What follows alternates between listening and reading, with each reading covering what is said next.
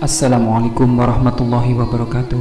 Ikhwan akhwat yang dirahmati Allah subhanahu wa ta'ala, di kesempatan kali ini insya Allah kami akan membawakan sebuah kisah Nabi Muhammad ketika membebaskan Suwaibah.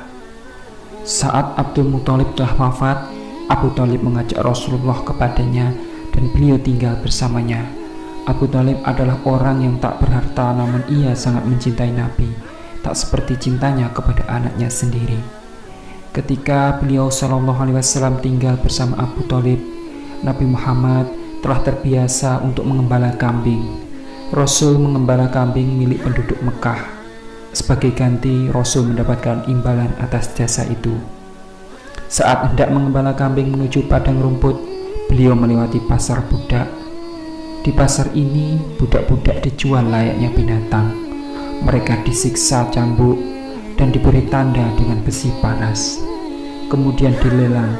Siapa yang mampu membeli dengan harga mahal, maka dialah tuannya. Kala itu Rasulullah melihat Suwaibah, orang yang pernah menyusui Nabi saat masih kecil. Suwaibah adalah budak istri Abu Lahab.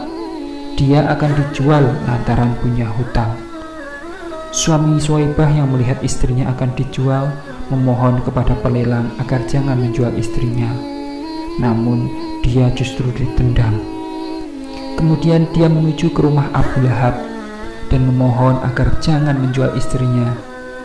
Abu Lahab meminta sejumlah uang sebagai tebusan. Namun karena dia tidak mempunyai uang, dia pun diusir oleh Abu Lahab. Rasul yang melihat kejadian itu mendatangi Abu Lahab agar dia memaafkannya. Sebagai ganti, Rasul yang akan menanggung hutangnya. Abu Lahab pun berkata, "Kau sendiri tak punya apa-apa, bagaimana mau melunasinya? Sedangkan aku orang yang menghidupi keluargamu." Nabi pun berkata, "Hutang dia aku yang melunasi, tapi aku tidak bisa membayar sekarang, aku harus bekerja."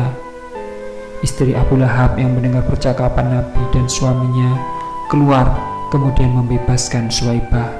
Sebagai ganti, Rasul harus melunasi hutang kepadanya. Istri Abu Lahab berkata, "Suwaibah itu budakku. Aku sengaja menyiksanya karena dia dulu menyusui Muhammad. Kini dia merasakan akibatnya." Rasulullah kemudian menjawab, "Kesepakatan ini tergantung padaku, bukan mereka." Rasulullah kemudian melanjutkan pengembalaan kambing di padang rumput. Sejak saat itu Rasul mempunyai hutang pada pamannya sendiri. Waktu pun berlalu. Keberkahan Nabi Muhammad membuat Abu Thalib kini menjadi saudagar yang kaya. Suatu hari Abu Thalib mengajak Rasul pergi berdagang ke Syam. Sebelum berdagang, Rasul melunasi hutangnya kepada Abu Lahab. Kemudian beliau berangkat bersama kabilah dagang lainnya. Melihat Rasul yang kini bekerja dengan Abu Thalib, istri Abu Lahab menyesal karena dulu jahat dan tidak mengambil Nabi sebagai anak angkatnya. Kini Abu Lahab diambang kebangkrutan. Sekian kisah ini, mudah-mudahan kita semua mendapatkan syafaat di yaumil qiyamah.